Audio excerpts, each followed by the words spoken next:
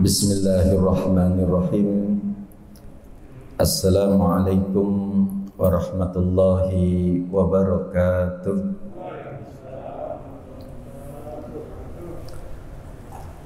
Innal hamdalillah nahmaduhu wa nasta'inuhu wa nastaghfiruh wa na'udzu billahi min syururi anfusina wa min sayyiati a'malina. Man yahdihillahu fala mudilla lahu wa may yudlilhu fala hadiya lahu. Asyhadu an la ilaha illallah wahdahu la syarika lahu wa asyhadu anna Muhammadan abduhu wa rasuluhu la nabiyya ba'dahu. Allahumma shalli wa sallim wa barik ala hadzal nabiyil karim Nabiyina Muhammadin sallallahu alaihi wasallam wa ala alihi wa ashabihi wa junudihi wa ansarihi wa man jahada fillahi ila yaumiddin, amma ba'd. Ikhwatul iman yang semoga dirahmati oleh Allah, alhamdulillah kita bersyukur kepada Allah atas segala karunia-Nya dan segala nikmat yang telah Allah hadirkan dalam kehidupan kita. Di pengurus Masjid Ad-Da'wah ini sudah banyak yang sepuh-sepuh, tapi alhamdulillah masih terus semangat. Ada pakai syukur, pakai haji syukur. Ya, pengurus-pengurus yang lain cuma tidak melihat Pak Haji Yoyo sama Pak Haji Emon. Ya, mudah-mudahan buat pengurus semuanya, semoga Allah anugerahkan husnul khatimah di akhirnya, karena pengabdiannya kepada umat. Insya Allah. Salawat dan salam semoga selalu tercurah atas kedua kita, teladan kita Nabi besar Muhammad sallallahu alaihi wasallam, kepada keluarga dan juga kepada para sahabat-sahabatnya, dan semoga kita semua akan mendapatkan syafaat di yaumil hisab nanti. Amin ya rabbal alamin. Baik, sedianya pada hari ini kajian kita membahas tentang sirah sebagaimana yang telah dibicarakan oleh pengurus. Tapi tadi saya cari di rumah, kitabnya nggak ada. Saya sudah siang tadi berangkat, kemudian mencari di rumah kedua orang tua saya, karena memang sebagian besar kitab saya masih ada di sana. Setidaknya kitab Hayatus Sahabah, tapi ternyata ya termakan oleh rayap gitu kan. Yang masih ada mungkin ada kitab Ihya Ulumuddin. Karena di sini kajiannya saya lihat lebih banyak kepada kitab. Ya barangkali nanti pakai, kalau enggak kitab Ihya, kitab Hayatus Sahabah gitu pakai ya. Insya Allah ya. Nanti saya cari kembali, paling enggak harus ke toko kitab lagi kalau untuk membahas tentang Hayatus Sahabah. Tapi kalau kitab Ihya insya Allah masih tersedia karena masih ada di sana. Nah, kitab Ihya Ulumuddin ini juga cukup praktis gitu kan, karena itu berkaitan dengan penghidupan ilmu-ilmu agama, bahkan membahas tentang wudu beserta dengan rahasianya, sholat dengan rahasianya. Insya Allah mudah-mudahan itu juga bisa terrealisir. Nah, untuk pada hari ini saya akan menyampaikan tentang karakteristik daripada ibadur rahman ya. Kenapa ini menjadi sebuah pembahasan yang disampaikan pada hari ini? Karena kita mengingat bahwa dampak COVID daripada 19 ini sangat luas sekali. Banyak di antara kita, terlebih lagi di bulan Juli dan Agustus kemarin, itu banyak orang yang berguguran. Sehingga muncul para janda, muncul anak yatim, ya.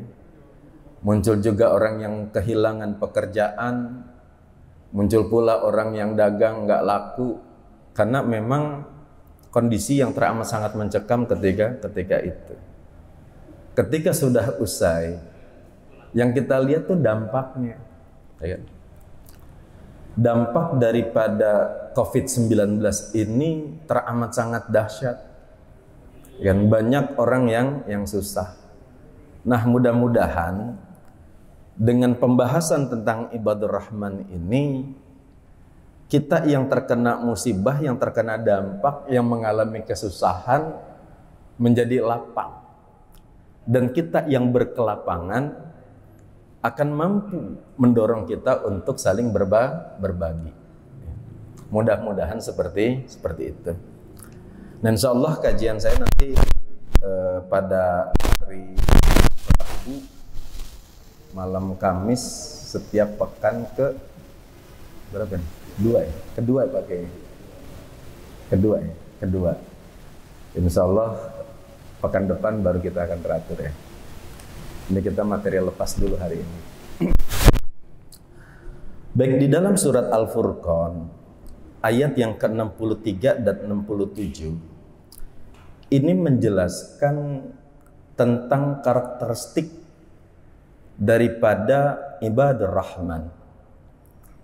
Karena waktu kita yang terbatas, mungkin saya hanya membahasnya tentang 2 persoalan saja, atau dua ciri, atau sekitar 2 ayat mungkin. A'udzu billahi minasyaitonir rajim. Wa ibadur rahmanil ladzina yamshuna 'alal ardi hauna wa idza khatabahumul jahiluna qalu salama. Saya bahas habis itu aja dulu. Di sini dikatakan wa ibadur rahman, dan hamba-hamba Allah yang maha pengasih, alladzina yamshuna 'alal ardi hauna, yaitu orang-orang yang berjalan di atas muka bumi ini hauna, yaitu dengan rendah hati, dengan ketawaduan, ya. Wa idza khatabahumul jahiluna qalu salama, dan apabila orang-orang jahil itu, ya, mengejeknya, ya, mereka akan mengatakan salama, yaitu semoga keselamatan itu atas kalian. Justru mereka itu mendoakannya. Mari kita bahas tentang ayat ini. Apa itu ibadur rahman? Ibadur rahman itu berasal dari 2 kata, yaitu kata ibad dan kata ar-rahman. Ibad adalah bentuk jamak daripada abdun, yang artinya adalah hamba, yang artinya adalah budak, yang artinya adalah sahaya. Ar-Rahman itu adalah salah satu daripada asma'nya Allah Subhanahu wa ta'ala. Bahkan asma yang meliputinya yang paling besar yang Allah miliki itu adalah Ar-Rahman, ya. Maka kenapa pembukaan di dalam Al-Quran itu dengan kalimat basmalah, Bismillahirrahmanirrahim. Karena itu yang paling meliputi Allah Subhanahu wa ta'ala. Jadi Ar-Rahman ini adalah merupakan salah satu daripada asma'nya Allah, yang artinya adalah pengasih, yang artinya adalah penyayang. Maka ketika dijadikan satu kalimatnya adalah ibadur rahman, artinya hamba-hamba Ar-Rahman yang itu, ya kan? Rahman itu, Ar-Rahman itu ke asmanya Allah Subhanahu wa taala, maka pakai alif lam dia. Nah, ketika Allah yang menyebutkan ibadur rahman, maka itu adalah merupakan sebuah sebutan untuk seorang hamba yang teristimewa. Sebuah identitas yang Allah berikan kepada manusia tertentu. Kenapa dikatakan sangat istimewa dan kenapa dikatakan tertentu? Karena di situ menunjukkan ketika Allah menyebut dengan kalimat ibadur rahman yang artinya adalah dia seorang hamba, artinya adalah betul-betul hamba, yaitu seseorang yang telah dikuasai, seseorang yang telah dikontrol oleh Allah. Dan kenapa menyebut dengan kalimat ar-Rahman? Artinya bahwa hamba tersebut adalah hamba-hamba yang mampu mengejawantahkan, yang telah mampu mengamalkan sifat-sifat ar-Rahmannya Allah Subhanahu wa Ta'ala. Walaupun yang kita amalkan barangkali kalau asmanya Allah ar-Rahman itu adalah lautan yang sangat luas, kita itu setetes. Bahkan lebih dari itu, yang setetes itu diambil lagi menjadi tetesan yang paling kecil, barangkali cuma segitu doang. Tapi setidaknya bahwa kita itu memiliki sifat ar-Rahman.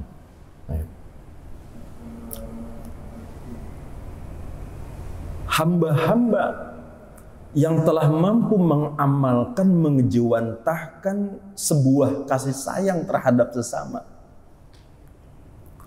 Dan sifat kasih sayang, sifat pengasih dan penyayang adalah merupakan sifat yang paling Allah cintai, yang paling Allah sukai, yang paling mempesona Allah. Itu sifat ar-Rahman. Maka kenapa kalau kita punya anak, Allah tuh suka kalau anak kita disebut dengan Abdurrahman. Ya. Artinya hamba yang pengasih. Ya. Allah tuh suka, gitu kan.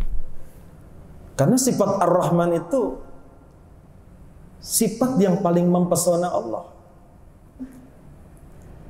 Kita pengen jadi seorang hamba yang baik. Kita pengen sekali sholat itu khusyuk. Kita pengen di dalam kolbu kita itu bersih. Nggak ada dengki, nggak ada amarah, nggak ada kebencian, nggak ada dendam, ya kan? Tapi kok susah, ya? Ada orang yang ngatain kita, kita juga marah. Ada orang yang menghina kita, wah, harga diri kita merasa diinjak-injak, ya kan? Jadi kita pengen menjadi seorang hamba yang baik itu nggak mudah, ya kan? Satu saja, kita pengen sholat khusyuk, betul-betul khusyuk, ternyata susah. Lepas lagi. Kenapa demikian? Ya kan? Karena Allah belum tarik kita. Allah akan menarik kita menjadi hamba yang didekatkan, menjadi al-muqarrabun, gitu kan, jika diri kita itu memiliki sifat ar-Rahman. Coba kita lihat seorang wanita pelacur, ya, yang dia pengen tobat tuh susah aja, ada aja kendalanya, ada aja masalahnya, susah. Tapi ternyata wanita itu punya sifat kasih sayang. Dan sifat kasih sayang ini diuji oleh Allah dengan hadirnya seekor anjing yang kehausan di tengah padang pasir, ya kan? Kemudian anjing itu pengen minum tuh susah. Kenapa? Airnya terlalu dalam. Kalau orang nggak punya sifat kasih sayang, masa bodoh, ya kan? Padahal anjing itu sedang kehausan yang barangkali kalau dia tidak minum dia akan mati. Kalau orang nggak punya sifat kasih sayang, ngapain saya susah-susah cuma nolong seekor anjing doang? Betul. Bahkan barangkali beresiko, capek iya, susah iya, kecemplung ke dalam sumur gitu kan. Tapi karena si wanita itu memiliki sifat kasih sayang, dia melihat seekor anjing yang kehausan, tumbuh di dalam dirinya sebuah sifat kasih sayang, maka dengan susah payah ia ambil itu air ke dalam sumur itu. Dengan terompahnya ia ambil sedikit demi sedikit, ia berikan itu kepada anjing tersebut. Sampai anjing itu puas dan meninggalkan tempat itu, baru wanita itu keluar dari sumurnya. Dengan itu apa yang terjadi? Allah terpesona, ditarik dia menjadi hamba yang dekat dengan Allah, menjadi seorang yang abid. Bayangkan, itu kalau orang mempesona Allah. Jadi kita kalau pengen menuju kepada Allah tuh susah, ya kan? Enggak mudah. Ya sama juga kita pengen dekat sama presiden, menghadap presiden, bisa enggak? Enggak bisa. Bisa nggak kita datang ke istana presiden? Enggak bisa, protokolnya terlalu banyak, ya kan? Protokolnya itu terlalu banyak dan terlalu ribet. Tapi ketika ada amal kita yang mempesona, kita menjadi juara olimpiade, dapat medali emas, langsung diundang. Betul. Kenapa? Presidennya terpesona. Atau seringkali kan kita mendengar viral seseorang yang dia tuh mempesona presiden diundang ke istana, ya kan? Allah pun demikian. Kalau seorang hamba itu mempesona Allah, dipanggil langsung, ya kan? Didekatkan, ditarik oleh Allah Subhanahu wa Ta'ala. Itu sifat kasih sayang, ya. Kita lihat lagi kisahnya, misalnya Imam Al-Ghazali yang merupakan pengarang kitab besar, kitab Ihya Ulumuddin. Ya. Dalam sebuah kisah itu diceritakan bagaimana Imam Al-Ghazali ini wafat, ya kan? Dan ketika setelah wafat, salah satu muridnya itu bertemu dalam mimpinya. Kemudian kata muridnya, "Wahai guruku, bagaimana keadaanmu di sana?" Kata Imam Al-Ghazali, "Sungguh Allah telah memberikan sebuah karunia yang teramat besar dalam kehidupanku di sini." Kata muridnya, "Ya terang ajalah, engkau adalah seorang guru, ya kan? Seorang mufti, seorang ulama, seorang pengarang kitab-kitab yang besar. Ya terang aja Allah memberikan karunia yang besar. Tapi kata Imam Al-Ghazali, bukan karena itu wahai muridku. Allah memberikan karunia yang teramat besar kepadaku. Lantas apa? Allah telah memperlihatkan amalku, dan amalnya bukan yang itu yang kau sebutkan. Memang amalnya apa yang telah diperlihatkan oleh Allah? Jadi Allah telah memperlihatkan kepadaku satu saat aku sedang menulis sebuah kitab. Aku tarik itu pena dan aku cocokkan ke dalam tinta. Dan ketika aku hendak menulis, tiba-tiba seekor lalat hinggap di tinta tersebut. Mungkin dia kehausan, sehingga aku diamkan itu tintanya, pena itu dalam waktu yang cukup panjang. Sampai ketika, dan aku tidak menggerakkannya agar tidak mengganggu keasikan dia untuk menghirup tinta tersebut. Ketika ia telah pergi, baru kemudian aku menulis. Dan karena itulah Allah memberikan karunia yang sangat besar dalam kehidupanku. Coba bayangkan. Bayangkan kita lihat seorang wanita pelacur dan Imam Al-Ghazali tadi. Itu semuanya adalah ibadah rahman. Ya kan? Allah tarik. Allah memberikan sebuah karunia yang sangat besar. Kenapa? Sifat Ar-Rahman. Logikanya adalah terhadap lalat yang menjijikkan saja ada sebuah kasih sayang. Kita kan kadang-kadang enggak. Diganggu lalat atau apa, rasanya udah pengen ngebom. Ya kan? Kita keinjak semut, gatel luar biasa. Langsung kita ambil api, langsung kita bakar. Ada sebuah kebencian. Itu coba perhatikan ketika kita sedang benci dan sebel terhadap makhluknya Allah. Ya kan? Ini Imam Al-Ghazali lagi nulis, merasa terganggu sebenarnya. Tapi karena rasa kasih sayangnya itu luar biasa. Sifat Ar-Rahman Rahmaniyah yang ada dalam dirinya sangat luar biasa. Ia biarkan itu semuanya. Dan apa yang terjadi? Allah memberikan yang sangat besar. Logikanya sama lalat aja begitu. Gimana sama kucing? Ya kan? Yang lebih besar dari lalat. Bagaimana kalau makhluk itu adalah onta yang lebih besar lagi? Dan bagaimana kalau makhluk itu adalah manusia? Dan bagaimana kalau manusia itu adalah seorang muslim? Dan bagaimana kalau muslim itu adalah seorang mukmin? Dan bagaimana kalau mukmin itu adalah kerabatnya? Kayak apa coba sifat rahmaniyahnya? Enggak kebayangkan. Ya. Nah, kita kadang-kadang menganggap bahwa amal kita itu sudah besar. Oh, kan? Karya kita sudah sangat besar. Padahal Allah barangkali nggak ngelihat itu. Yang dilihat oleh Allah itu adalah kadang-kadang sebuah amal-amal yang nampaknya remeh-temeh, tapi ternyata itu adalah merupakan sesuatu yang sangat besar di sisi Allah Subhanahu wa Ta'ala.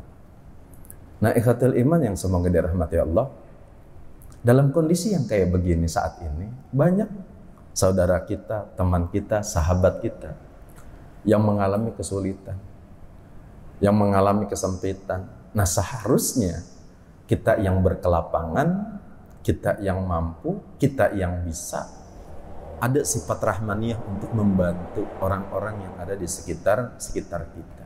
Setidaknya seperti itu. Nah, apa ciri daripada hamba-hamba yang rahman itu? Allah mengatakan dengan kalimat alladzina yamshuna 'alal ardi hauna, yaitu orang-orang yang berjalan di atas muka bumi ini hauna. Hauna itu artinya rendah hati. Artinya juga adalah tawadhu. Jadi dia berjalannya dengan ketawaduan, dengan kerendahan hati. Tapi juga bukan berjalan seperti orang yang sakit.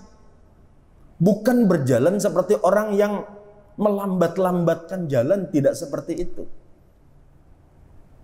Dalam sebuah riwayat dari Umar bahwa Umar ibn al-Khattab radhiyallahu an, bahwa ia melihat seorang pemuda berjalan pelan-pelan. Maka ia bertanya, "Mengapa kamu berjalan pelan? Apakah kamu sedang sakit?" Pemuda itu menjawab, "Tidak, wahai Amirul Mukminin." Kemudian Umar memukulnya dengan cambuk dan memerintahkan kepadanya agar ia berjalan dengan langkah yang kokoh, dengan langkah yang tegak, dengan langkah yang kuat. Tapi ada kerendahan hati. Ya kan?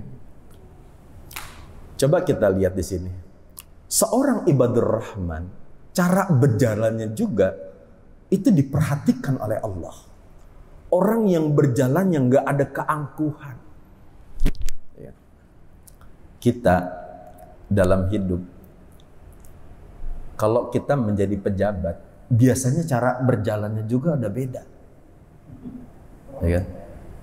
Coba aja, kalau misalnya di antara jamaah sini, waktu pemilu nanti, kemudian terpilih jadi anggota Dewan DPR RI, kadang-kadang jalannya udah beda itu. Ya kan? Karena orang punya persepsi. Seseorang bertingkah laku itu dengan persepsi dirinya. Oh, aku adalah seorang pejabat. Oh, aku adalah seorang ulama. Oh, aku adalah seorang ustadz, gitu kan. Kadang-kadang di situ kemudian memunculkan sebuah keangkuhan yang terrefleksi dari sikap dan juga cara berjalannya. Ya kan? Merasa apa? Lebih mulia. Tapi kalau orang yang ibadur rahman, karena dia telah hanya dikuasai dan dikontrol oleh Ar-Rahman, oleh Allah SWT, dirinya tuh 0, 0. Maka apa? Umar tuh berjalan tuh biasa aja. Dia sebagai Amirul Mukminin, khalifah yang sangat besar, ya kan? Dia cuma tidur, kadang-kadang tuh tidur di depan teras rumahnya gitu kan, tanpa penjagaan, apa adanya. Bahkan kita lihat kekasih Allah, Nabi kita Muhammad Rasulullah SAW, itu tidur di atas jerami. Tapi kayak begitu. Tapi itulah, seorang ibadur rahman itu, enggak, oh aku ini seorang Rasul loh. Kita kan kadang-kadang menjadi ulama besar aja, oh aku nih misalnya, apalagi misalnya kalau di Indonesia kan MUI gitu kan, wah saya ini ketua MUI loh, wah udah agak lapang dada, dadanya agak busung, kadang-kadang kan begitu, ya kan? Padahal baru MUI misalnya tingkat kecamatan gitu kan, kadang-kadang sudah ada sifat-sifat yang kayak begitu. Tapi Rasulullah, bayangkan, dia tuh rahmatan lil alamin, tapi nggak ada sedikit pun kepongahan, kesombongan yang ada dalam dirinya. Kenapa? Karena dia melihat dirinya nol, zero, nothing.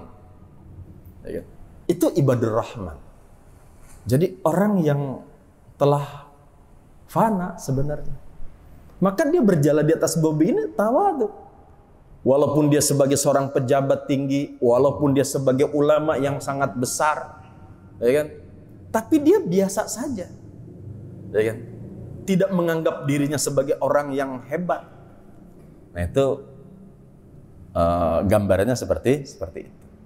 Nah, cara berjalan seorang ibadur rahman juga, kalau kita lihat di dalam hadis Rasulullah, yang lambat-lambat gak boleh, cepet-cepet juga gak boleh. Ya kan? Maka cirinya dia jalannya tuh dengan tawadhu, kerendahan hati, tapi anggun gitu loh. Jalannya tuh indah. Orang kalau jalan kelambatan juga nggak indah, kecepatan juga nggak indah. Dalam sebuah hadis, ya kan, Rasulullah SAW itu bersabda, kata Rasulullah, "Idza ataitumus sholata fala ta'tuha wa antum tas'auna, wa'tuha wa 'alaikumus sakinah, fama adraktum minha fasallu wa ma fatakum fa'atimmu." Kata Rasulullah, apabila kalian mendatangi tempat sholat itu masjid, janganlah kalian mendatanginya dengan berlari-lari kecil. Berjalanlah dengan langkah yang tenang. Apa yang kalian jumpai dari sholat itu kerjakanlah, dan apa yang kamu tertinggal daripadanya maka sempurnakanlah. Nah ini kan kadang-kadang terjadi. Imam sudah waladhdallin, kita masih di rumah, kebetulan dekat, cepet-cepet lari ke sini. Kenapa? Karena pengen ngejar biar nggak tertinggal rokaat yang pertama sampai sini ngos-ngosan. Kan suka begitu saja. Atau jangankan dari rumah, dari tempat toilet saja kita lari agak tergesa-gesa, masuk dalam saf barisan, itu sudah nggak akan khusyuk. Begitu, pernah ngalamin kan nih? Ketika kita mendatangi sholat saja, seorang ibadur rahman jalannya itu tetap tenang, tetap anggun. Ya kan? Maka apa yang dia dapat dari sholatnya ketika orang imam sudah ruku, ya udah tinggal dia ruku saja. Atau imam sudah i'tidal berdiri, ya dia tinggal ngikutin saja. Dan apa yang sudah tertinggal nanti tinggal disempurnakan. Kan itu. Nah itu dari cara berjalan. Nah itu ciri berjalannya seorang ibadur rahman. Tapi apakah maknanya hanya sebatas berjalan? Saya katakan tentu tidak. Makna alladzina yamshuna 'alal ardi, yaitu orang-orang yang berjalan di atas muka bumi ini, hauna. Makna hauna dalam kaidah bahasa Arab juga maknanya adalah sahlan, yaitu mudah. Maka bisa diterjemahkan yaitu orang-orang yang berjalan di muka bumi ini. Maksudnya apa? Orang yang menjalani hidup, orang yang menapaki hidup di atas muka bumi ini, hauna. Hauna itu maknanya adalah sahlan, mudah. Maka seorang ibadur rahman ketika ia menjalani hidupnya di muka bumi ini, menapaki kehidupannya di muka bumi ini, dia tuh mudah. Mudah itu artinya apa? Dia tidak pernah mengalami kesulitan, kesusahan, keresahan, kekhawatiran, ketakutan, kecemasan, itu nggak ada. Mudah semuanya buat dirinya. Seberat apapun penderitaan dalam hidup, segede apapun masalah hidup yang ia hadapi, sesakit apapun yang ia derita dalam kehidupannya, nggak pernah ada rasa susah, ya kan, rasa menderita, ketakutan, kecemasan yang ada di dalam dirinya. Hauna. Kenapa demikian? Karena yang sudah menguasai dirinya itu Allah. Dia tidak lagi terkontrol oleh segala sesuatu yang ada di dalam hidupnya. Dia tidak dikontrol oleh peristiwa-peristiwa kejadian yang menimpa dalam kehidupannya. Enggak lagi dikontrol oleh itu. Ya kan? dia di PHK juga sahlan, senyum aja. Dagangan nggak laku juga senyum saja, ya kan? Dia nggak punya uang juga senyum saja. Mudah hidupnya. Enggak, aduh bagaimana nih hidupku terkena PHK. Aduh bagaimana nih hidupku, ya kan? Bagaimana anak-anak dan istriku, ya kan? Misalnya dagangan nggak laku dan lain sebagainya. Enggak. Kenapa? Karena dia sepenuhnya hanya dikontrol oleh Allah dan dia hanya berserah kepada Allah Subhanahu wa ta'ala. Jadi berserah saja sama Allah. Dia yakin apapun yang terjadi di dalam kehidupannya itu adalah dari Allah. Ya. Jadi ada orang yang dalam masa pandemi ini kita dapat uang tapi kemudian uangnya ketipu, ya kan? Kan banyak tuh artis-artis yang ngadu ke ini, ya ditipu lah, ya uangnya diambil lah, sampai uang hilang belasan miliar, dia ngadu ke polisi, sampai nangis-nangis, ya kan, sampai hidupnya menderita, kesusahan, kepayahan, dia mengalami, kata dia, saya depresi gara-gara ini. Nah itu kan menunjukkan bahwa dia tuh bukan ibadur rahman, ya kan, masih dikontrol oleh sesuatu selain Allah SWT. Sehingga apa kemudian muncul kebencian kepada orang-orang yang menyakiti dirinya, ya kan? Muncul dendam kepada orang-orang yang telah menzolimi, telah jahat kepada dirinya. Bila perlu akan dia balas. Sehingga banyak kan peristiwa-peristiwa kejahatan yang kita saksikan sebagai sebuah balas dendam terhadap apa yang dilakukan oleh orang lain terhadap dirinya. Misalnya begitu. Nah, seorang ibadur rahman tidak seperti itu, ya kan? Kenapa? Karena dia akan melihat sebuah peristiwa itu bahwa semuanya itu adalah dari Allah. Ya kan? Jadi kalau kita melihat dari Allah tuh kayaknya indah aja gitu loh. Mobil kita baru keluar, mobilnya masih bagus, mobil baru, ya kan, baru keluar, tiba-tiba dari belakang nggak sengaja tuh motor mungkin remnya blong atau gimana, nabrak, pengok belakangnya. Kira-kira Bapak gimana, Pak? Hah? Atau misalnya ditabrak sama angkot, pengok pinggir sampingnya. Karena angkot itu kan kadang-kadang gerasak-gerusuk, terus rusak. Saya yakin Bapak akan keluar mobil, ya kan? Kemudian mencak-mencak dan kemudian minta nuntut ganti rugi. Ya, kayaknya kita akan bakalan seperti itu. Bahkan gara-gara mobil saja, orang yang cuma keserempet bahkan kadang-kadang nggak apa-apa, itu sampai ribut loh. Di tengah jalan tol, berantem, sampai tonjok-tonjokan. Bahkan bisa jadi sampai orang tuh terbunuh karena itu. Ya kan? Cuma gara-gara harta itu. Kita itu marahnya luar biasa. Kenapa? Mobil kesayangan, mobil satu-satunya. Masih baru, masih mulus. Ketabrak, pengok. Coba. Marah nggak, Pak? Marah kan? Tapi kalau kita ngelihat sisi bahwa ini adalah dari Allah, clear. Ya. Oh, ini dari Allah. Gitu enak banget. Jadi kalau saya bicara seperti ini, ya saya sedang melatih diri juga. Dan kemudian Allah menguji kejadian. Belum lama ini saya keluar dari Pulau Mas. Ya kan? Mobil saya mau belok gitu kan. Mau belok, nunggu mobil, tiba-tiba dari belakang juber kencang. Yang nabrak tuh. Celuk masuk ke depan begini. Wah, pengok betul kan. Lihat, kata itu nggak apa-apa Pak, ini mah nggak apa-apa gitu kan. Saya tahu orang itu nggak mau ganti rugi dan sebagainya. Nggak apa-apa Pak, nggak apa-apa. Oh ya udah, kalau memang menurut Bapak nggak apa-apa, saya bilang. Saya langsung masuk mobil lagi, gitu kan, udah saya pergi. Intinya dia nggak mau ganti rugi. Minta maaf kek juga enggak. Maaf ya kan, gitu kan misalnya. Ya kan? Juga enggak. Saya langsung, oh ini dari Allah nih. Ya kan, ingat, ya kan, masa yang ngasih materi nggak ingat gitu kan, maka ingat, oh ini dari Allah nih. Saya lapangkan dada saya dan saya memaafkannya dan saya tidak akan menuntut. Saya cerita sama istri saya, kata istri saya, oh mudah-mudahan tuh ketabrak tuh orang katanya. Ya kan, disumpahin. Saya bilang nggak boleh begitu. Dan ternyata Pak, ditabraknya tuh parah. Ketika sampai di sebuah lokasi tujuan, saya pengen buka pintu belakangnya, nggak bisa. Akhirnya dipaksa karena pengok itu. Karena rusak itunya, akhirnya remote controlnya juga nggak berfungsi.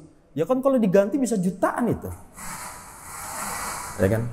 Ya istri saya yang ngambek, ini bisa keluar duit lagi. Saya bilang uangnya nanti dari Allah. Ini dari Allah ya dah.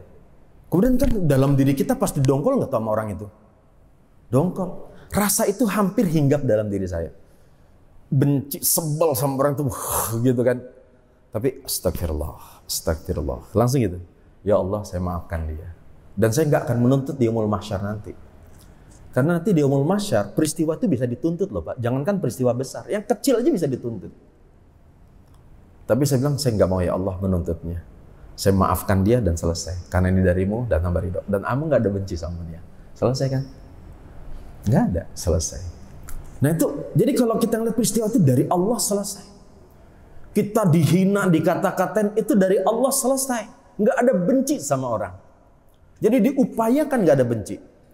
Sampai kalau muka kita ditempeleng, pak-pak gitu kan. Orang itu marah sama kita, sampai kita ditempeleng. Kita ngeliat, oh ini dari Allah nih. Kita nggak marah dan nggak benci. Kan gitu. Bisa nggak begitu? Bisa. Lawang kita dempelengnya mendadak, kita nggak siap. Kalau siap kita tangkis kan? Boleh nggak kita ngebela? Boleh. Menangkis boleh. Kan itu kezaliman. Ya kan? Kata Rasulullah, tolonglah orang yang menzalimi dan terzalimi. Kata sahabat, ya Rasulullah, kalau menolong orang yang terzalimi kita paham. Nah, menolong orang yang menzalim gimana? Tahan dia untuk tidak berbuat zalim. Jadi boleh kita menahan. Ya kan?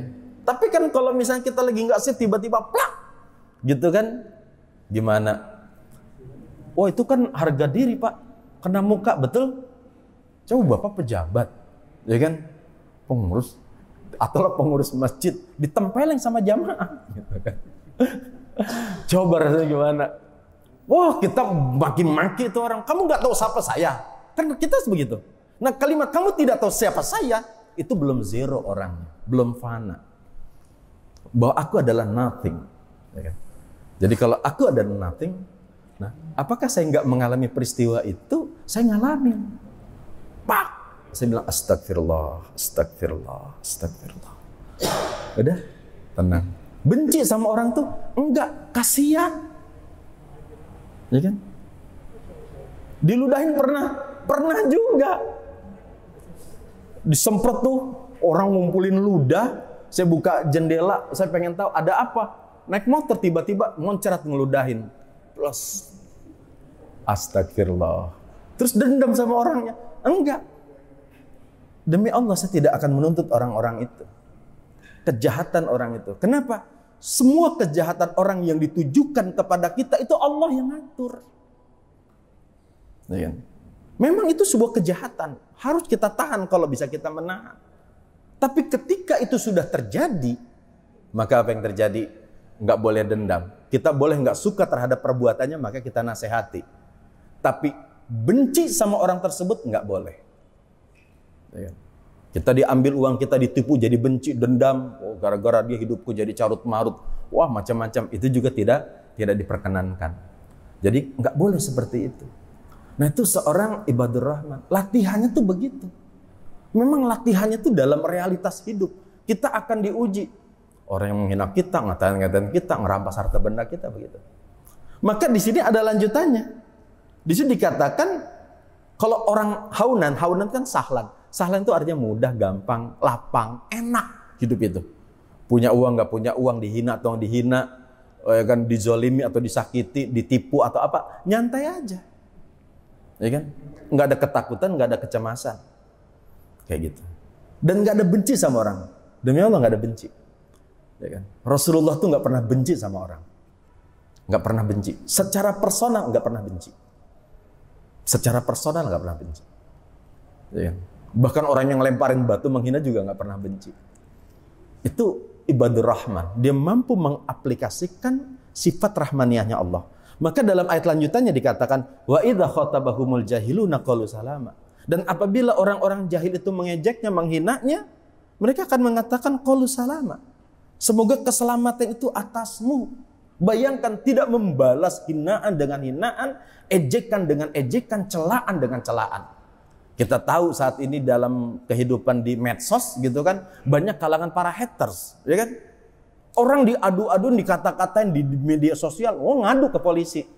Ya kan, kena undang-undang IT, kena undang-undang perbuatan yang tidak menyenangkan dan lain sebagainya. Padahal mah kalau menurut saya biarin aja. Ya kan? Kita jelasin aja. Nggak boleh ada benci sama orang juga, nggak boleh. Kita yang bisa kita lakukan adalah mencegahnya, tapi harus dengan kasih sayang, bukan dengan kebencian.